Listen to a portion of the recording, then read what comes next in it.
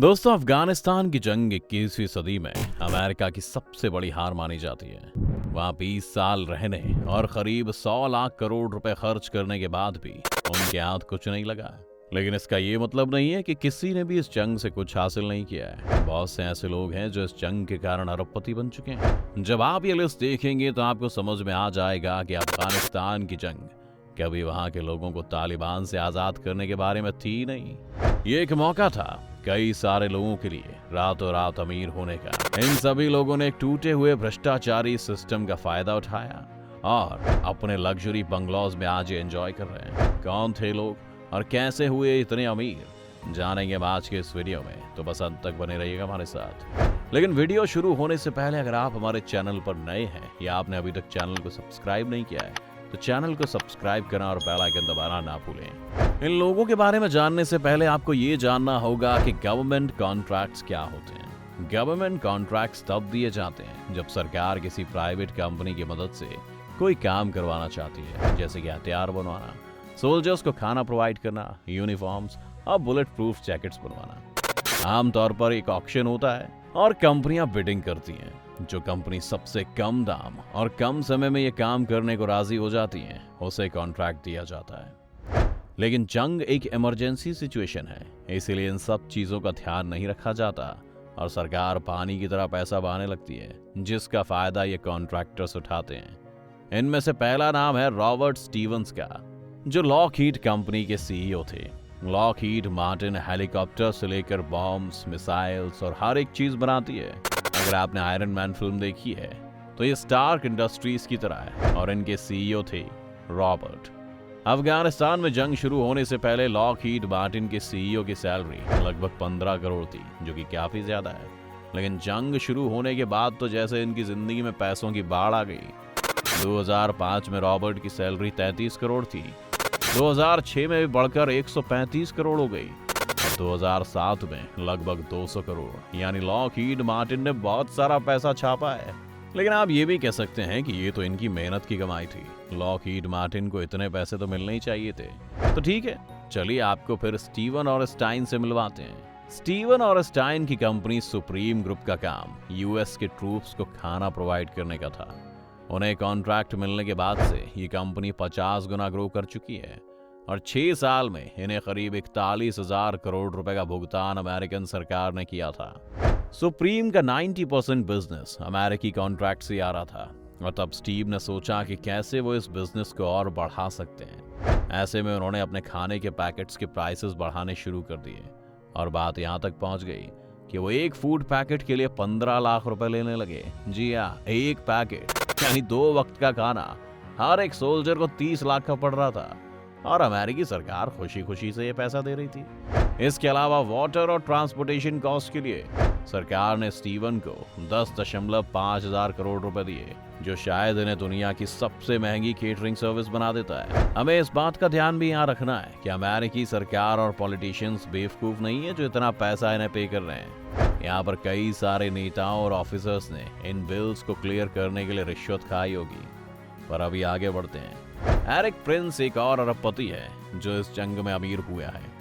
Eric ने company बनाई जिसका नाम था ब्लैक वाटर, जो प्राइवेट सोल्जर्स प्रोवाइड करती है और नेवी सील्स या पुलिस को ट्रेनिंग देने का काम करती है। इस जंग से पहले ब्लैक वाटर को यूएस गवर्नमेंट से $2 लाख का एक कॉन्ट्रैक्ट मिला था अपनी पुलिस को ट्रेन करने के लिए। लेकिन फिर ये जंग शुरू हुई। ब्लैक वाटर को CIA के कंपाउंड्स में सिक्योरिटी देने के लिए सोल्जर्स प्रोवाइड किए।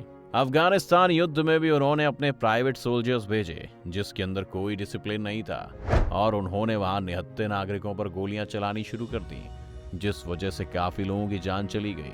पर एरिक को क्या, उन्हें तो अमेरिकी सरकार से 7500 करोड़ रुपए का कॉन्ट्रैक्ट मिला हुआ था।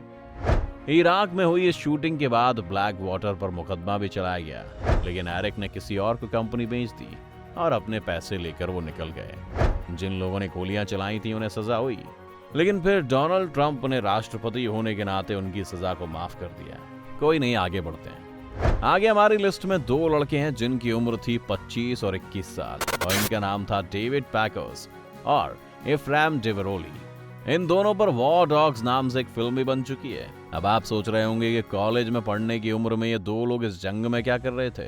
वैसे तो डेविड एक मसाज थेरेपिस्ट की तरह पहले काम कर रहे थे, लेकिन फिर ये जंग शुरू हुई और इन्होंने एफ्रेम के साथ मिलकर अफगानिस्तान नेशनल आर्मी को गन्स और एमिनेशंस प्रोवाइड करने के लिए 2250 करोड़ डॉलर्स का कॉन्ट्रैक्ट ले लिया।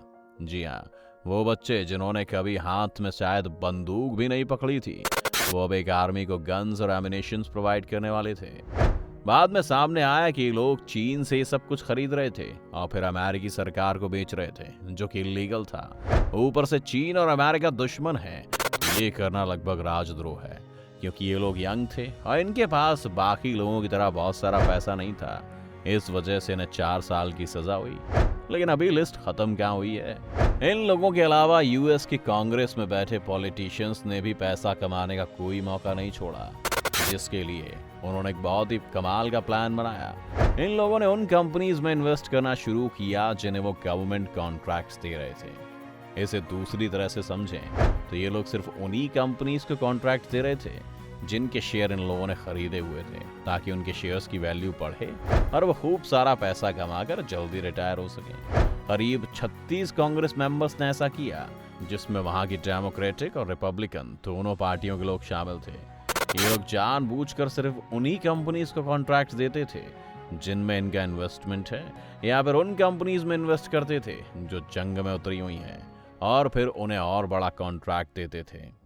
ऐसा पहली बार नहीं हुआ है। जब 2020 में अमेरिका को कोविड लॉकडाउन लगाना था, तब भी ऐसे कई पॉलिटिशियंस थे जिन्होंने अलग अलग कंपनीज में इन्वेस्ट किया हुआ था और वो जानते थे कि लॉकडाउन लगते ही स्टॉक मार्केट गिर जाएगा, जिस वजह से उन्होंने पहले ही वहां से अपना पैसा निकाल लिया। और उनके अलावा बाकी सबको लॉकडाउन से लॉस हुआ।